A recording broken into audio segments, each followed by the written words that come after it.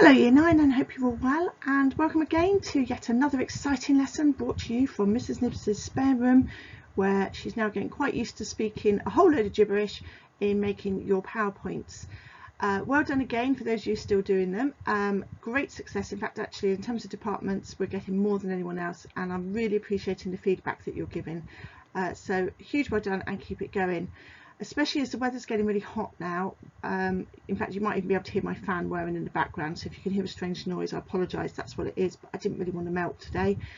For those of you who've got siblings in year 10, it's been a real joy getting to see some of them again, and hopefully listening to what the government is saying, we should all be back in September. So it will be good to have you back in classrooms. And I know lots of you have had your option sheets, and I'm really pleased with so many of you who've chosen to do geography. And for those of you who've chosen not to, I have forgiven you, honestly. But I hope that what you realise is what we're studying now is actually still important and still relevant, because we're learning all about tectonics, and these don't disappear. Just because you're not studying this subject doesn't mean that you won't ever need to know about it. So do keep going with the work. If it's any consolation, when I was year 9, I had absolutely no intention of even staying on at school past the age of 16, and certainly never studying geography. And then I got really lucky and had a fantastic teacher in year 10, and the rest, as they say, is history, or should I say geography.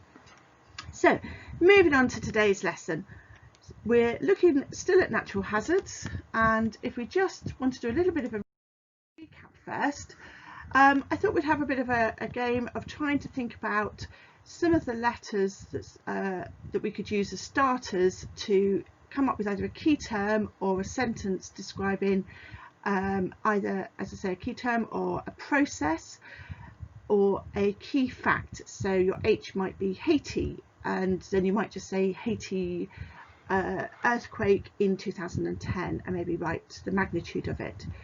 You might want to use, for one of the R's, you might want to say roads were destroyed in New Zealand.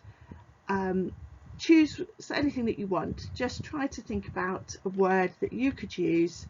The Z is a real challenge there. See what you can come up with, and it'd be great if you could share them. So put yourself on pause and have a go at this, and do feel free to upload them onto Teams or email them directly to me. Okay, so well done if you've got those. As I say, I'm looking forward to seeing what you've come up with. So I want to think today about, why do people still live in tectonic areas? We spent the last few lessons looking really at death and destruction, lots of volcanic eruptions, pyroclastic flows, lava flowing everywhere, earthquakes, buildings collapsing, people being buried underneath them, fires starting. And then last week we looked at supervolcanoes. I mean, talk about doom and gloom that we're studying at the moment. But what we're going to think about today is why people choose to actually live in these tectonic areas. So we're going to identify the reasons, we're going to explain these reasons, and we're going to maybe think a little bit about, is there a difference between different levels of economic wealth? So why some countries that might be seen as higher income may choose more people or fewer people to live in tectonic areas. So we'll have a look. For this instance, I'm mostly concentrating, in fact I'm pretty much concentrating on the volcanic areas, and the reason for that is the earthquake areas. I mean, I look at San Francisco and Los Angeles, I think, God, why on earth would anybody want to go and live in these places? They keep saying that San Francisco is waiting for the major earthquake of its life, and yet people still live there. And part of that is the millions of people. I think there's about 15 million people that live in San Francisco or in the surrounding areas, and part of it is because you can't quite predict where it's going to be. It could happen anywhere. The buildings are a little bit more secure. We'll look at the earthquakes more next week's lesson, but just, you know, it's harder to predict exactly where it's going to happen, but it's a bit obvious when you've got a great big volcano in front of you that you are choosing to live in an area that potentially could be life-threatening.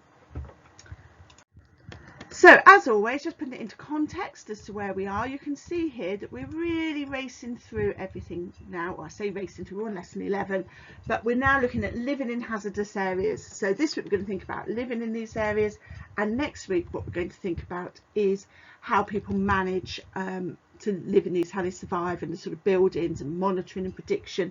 But I won't go into that now because that's going to be next week's instalment. So look at this photograph here. This is in St Lucia, and this actually is something I want you to think about. This gives you what I call the power of geography. When you look at this amazing picture of St. Lucia, in the background you can see some formations that have been called by volcanoes, and you guys as geographers will be able to come up with lots and lots of reasons by looking at this as to why you think people may choose to live in a place like this. Look really, really carefully, guys. Bring out the geography in this. I'm not just after about the tectonic areas. Look to see about the landscape, the vegetation, the little fishing harbour, the housing, maybe even the beautiful colour of the sky. Really think about everything without a volcanic eruption as to why somebody might want to live here. Bearing in mind, globally, it's estimated that 360 million people live near volcanoes. That's about the entire population equivalent of the United States of America. Okay, so here's just some images to get you thinking about why people live in tectonic areas, and the next slides are going to have a lot of this information. Now, I've attached as a Word document, but also as a PDF in case you can't open up a Word document, the worksheets that I'll show you on the next slide. Ideally, if you can download that or download that, sorry, and type directly onto it, and then you can upload it into your Teams area.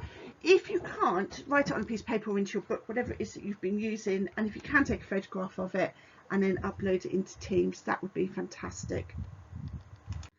So here's the questions, okay, and you can see that these are the reasons why people are prone to live in volcanic areas, okay. I've kept the earthquakes in there because some of those reasons are the same. So they're divided up into 5 areas, so they're called geothermal energy, farming, mining, tourism, and family, friends and feelings. So those are the questions if you can't open up the other documents. So let's take this first one, farming and fertile soil. If we have a look, over thousands of years, a process called weathering. Now, weathering is literally what it says. It's when rocks are exposed to elements of the weather. So when it's too hot or too cold, rocks can expand and contract depending on temperatures, and bits of it will break off. And those bits that keeps being weathered away, the parts that are left are minerals. And these minerals are a natural fertilizer. So if we look at the vegetation around a volcano, it's often very green. And that's because of all of those minerals that come out of the lava have been weathered down and remain in that soil. And they reckon that on the entire planet, 1% of the entire world's soil is actually volcanic, but it supports 10% of the world's population.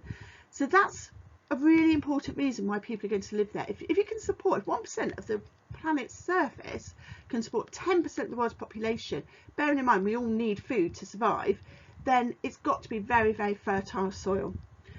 If people are able to then grow crops successfully, they are then able to, 1, have a source of food, and 2, a source of income when they sell them.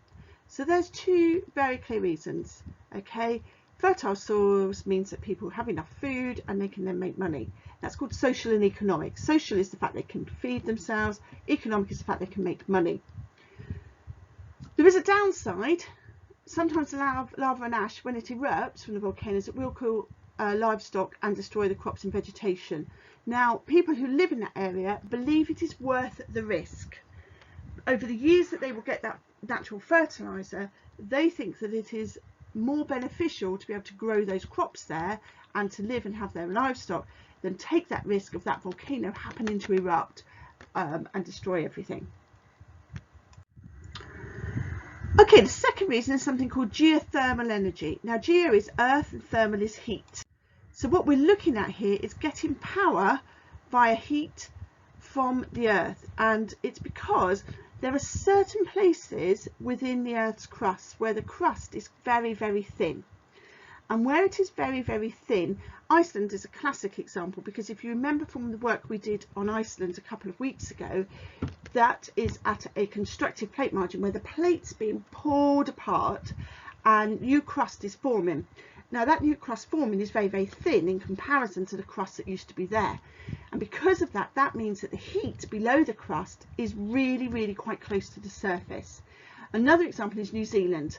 Likewise, New Zealand has parts of constructive plate boundaries in it, and again that means that the crust is very, very thin.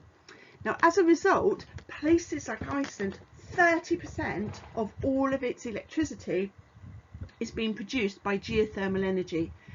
And if you have a look at those 4 arrows, 1, 2, 3, 4, it explains the process of how that actually happens.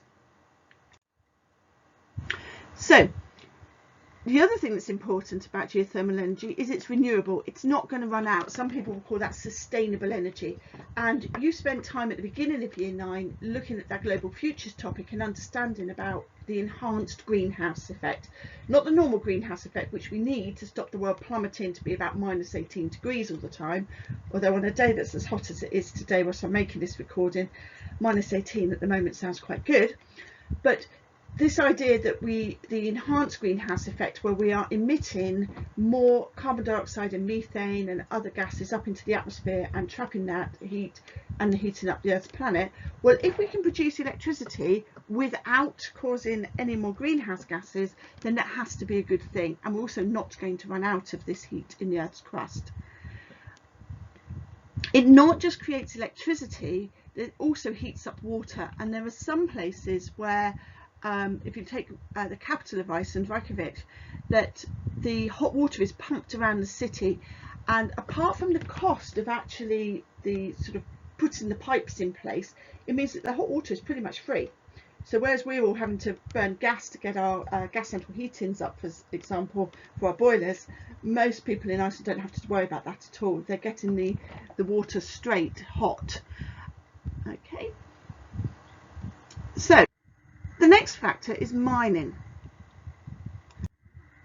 Now, part of it is that mining in many countries is seen as a relatively good source of income. In countries where this happens, if we think about Chile, for example, the Andes Mountains, those mountains were created millions of years ago when plates were moving towards one another, the Nazca Plate and the South American Plate, and a group of mountains known as fold mountains.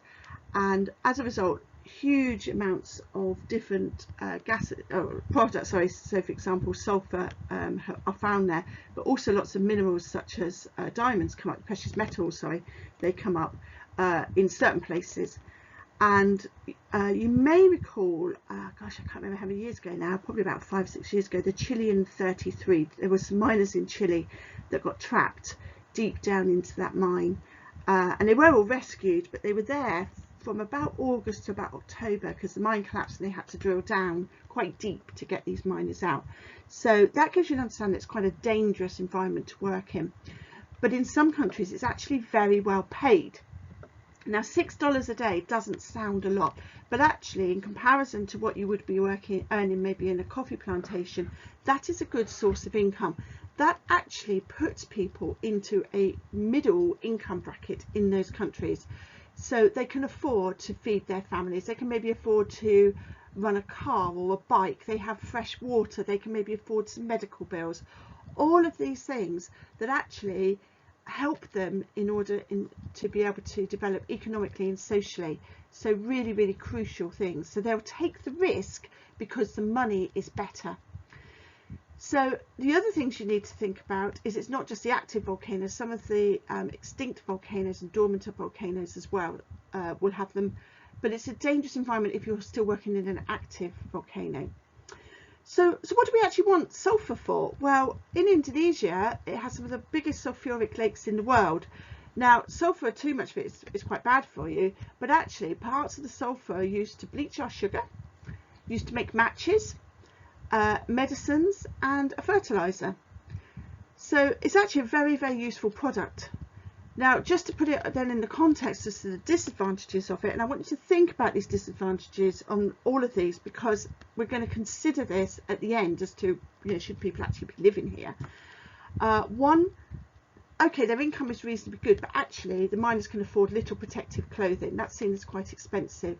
Now in the UK, for anyone to go down a mine, they'll have a hard hat, they'll have big thick clothing, they'll have safety checks all the time, they'll be checking oxygen levels, they'll be doing all of this to check that they will be safe. And there it's a case of whoop, off you go, maybe see you later. The gases cause burning to eyes and throat and cause respiratory diseases, so the lungs will be permanently damaged. And in a period of about 40 years, 74 miners have died just from the fumes. So basically they were overcome by the fumes there. The weight of the sulphur that they carry it at about 100 kilogram weight. So that's a huge amount that they're having to carry. And their paths are not sort of neatly done. They're rocky and slippery. Ladders are sort of pretty much homemade. And so they can't really have very good sort of safe travelling places there. So that's some of the downsides of the mining. Okay, I quite like the idea of this one, tourism and geothermal spas. So tourism, really, really important. If you want to zoom in on those photographs, you might spot some of our own geography teachers. For those who remember Miss Taylor, she only left last year, so lots of you will remember her, and Mrs. Shipman.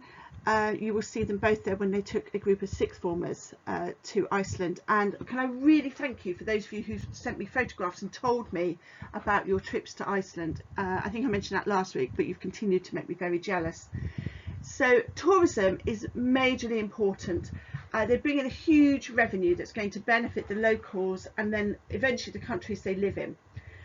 We all know at the moment the holidays have been quite curtailed, and you've probably seen a lot in the news of hotels and B&Bs and Airbnb and campsites. All of these tourist resorts are really genuinely quite worried of how they would survive without having tourists. So that should give you an idea to put into context as how important tourism is to different countries' economies. And I've got a range of photographs here. I've got 3 of them there are Iceland. The ones, if it looks cold, it's Iceland. And then we've got people sort of walking around some volcanic areas and mountains, and then we've got the St. Lucia picture again. And they reckon that more than 100 million people visit volcanic sites every single year. And for some of them it will just be because of those unique views, and some of them it will be to relax in the hot springs or the geothermal spas. Some will be for a bit of adventure, a bit of mountain climbing, a bit of sense of danger going into some of those volcanic areas. And for some it's just because they don't even realise it's volcanic. If you go to the Caribbean, you might not even realise it's a volcanic area. If you go to, I went to Edinburgh in February, and the view from my hotel, I could see King Arthur's Seat, which is an old site of an old extinct volcano from hundreds of millions of years ago, but the scenery made it very, very spectacular. So I don't really think me sitting in a hotel room was particularly a thrill seeker, but it created the environment and made that hotel have something better to look at than just a high street. So tourism, very important. Obviously, like Montserrat, the lesson we did a few weeks back, when that erupted, that's going to be a negative side because tourists are at risk of being killed. Back in, I think it was either 1980 or 1982, Mount St. Helens in America, the state of Washington, not the Washington DC, but right over on the western side in the Cascade Mountains. And for those of you who have watched the film Dante's Peak, complete fiction but really fun to watch, that's the Cascade Mountains where Mount St. Helens is genuinely there. And when that erupted, they'd put an exclusion zone because they knew it was going to erupt, so they could start to see bulges start to form where the magma was being forcing up, and then it had some minor earthquakes, and then it had some gases were being released, and they knew that it was likely. It took about 3 months before it erupted eventually, but they knew it was on its way. And people they were told not to go near it, and just like everybody, they went, a bit like see a sign, don't touch wet paint. Oh, just touch it, just see if it's wet. Well, this is what happened at Mount St. Helens. Lots of people went to be tourists to go and have a look and see what happened, and I think 30 something people lost their lives, if I've got the number exactly right, from when it did erupt. So for tourism it can be very dangerous. And then we've got this issue here of family and friends.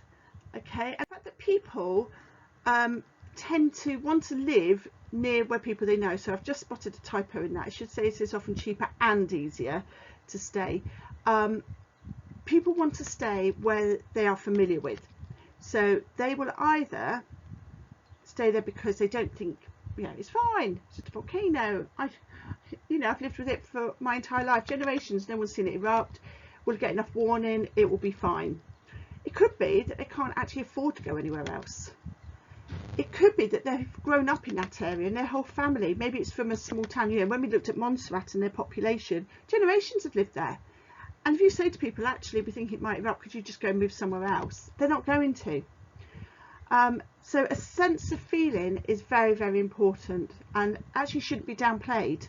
You know, just because people earn money from tourism or mining or get their cheaper electricity or hot water, those are important, but actually this is just as important. Social geography and why people choose to live, this idea of sense of place, where you're from, is very, very crucial.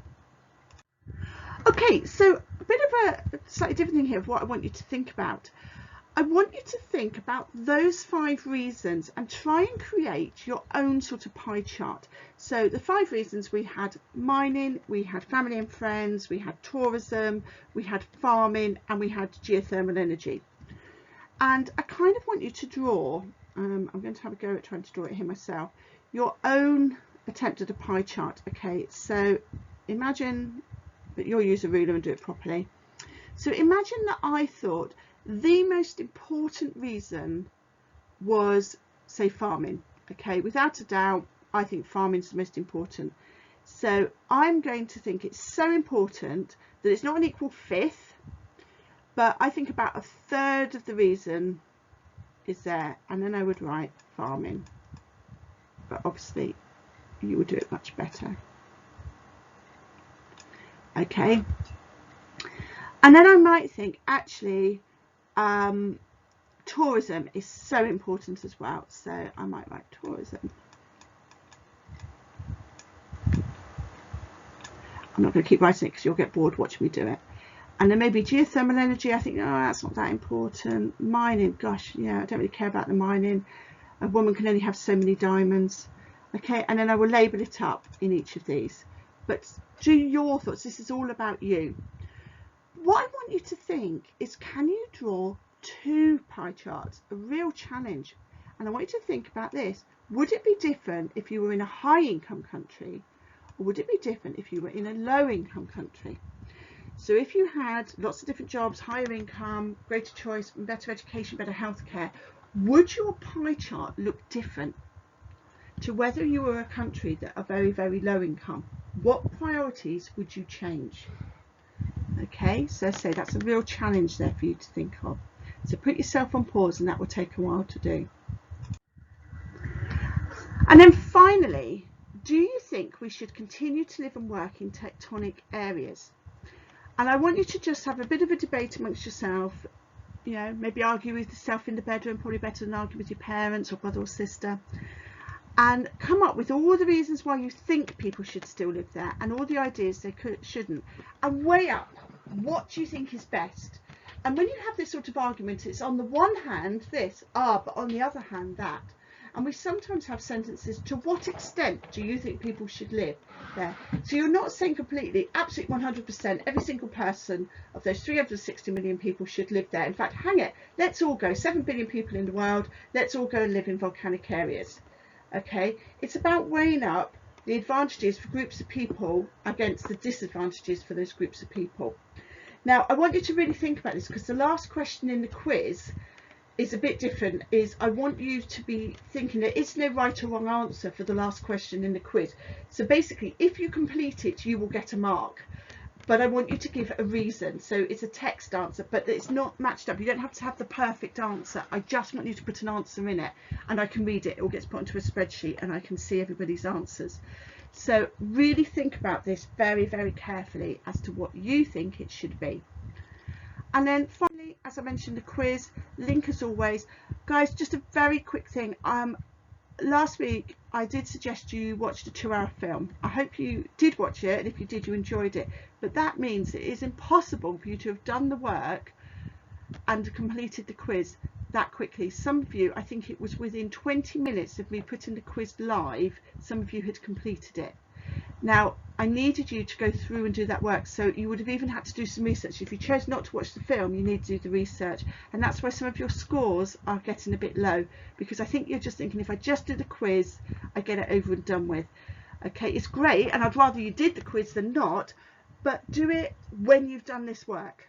Okay, and I'm probably saying this to those of you who do that anyway, because I would imagine that those of you that don't, this video is